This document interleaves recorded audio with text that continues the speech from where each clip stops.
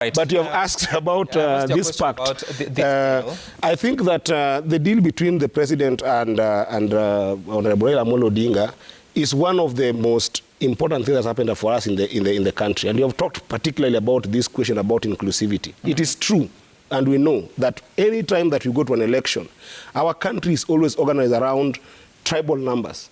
And because of those tribal numbers, if 2 or 3 tribes end up winning an election, what ends up happening, because of what we're discussing here as a political problem of political parties, interest being coming in, is that most people then who end up in position of governance, whether it's PSS, CSS, factually, directors, end up coming from 1 or 2 tribes that have won that election. This is a fact. Whose fault is that? It's not anyone's fault. It's just a fault of our organization of a country on a tribal basis of politics. What do you mean? And we need to detribalize. Appointments? The appointments are made by whoever wins the election, like the president. But also, does anything stop him from appointing people from across the country?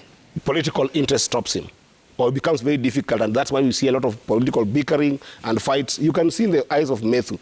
He came into parliament as a very good young man, very brilliant, very happy, smiling all the time. Right now you can see him. He looks sad, he looks dejected, he looks unkempt. The reason being, he feels bitter that the person that he came with as deputy president is no longer in power, and sometimes the previous used to enjoy. And his one was said that he was elected as a chair on the basis of that tribal politics and tribal interest. It is Senator Methu who stopped the president from making appointments from across the country. It is his interest and vested interest that put pressure on the president. Okay.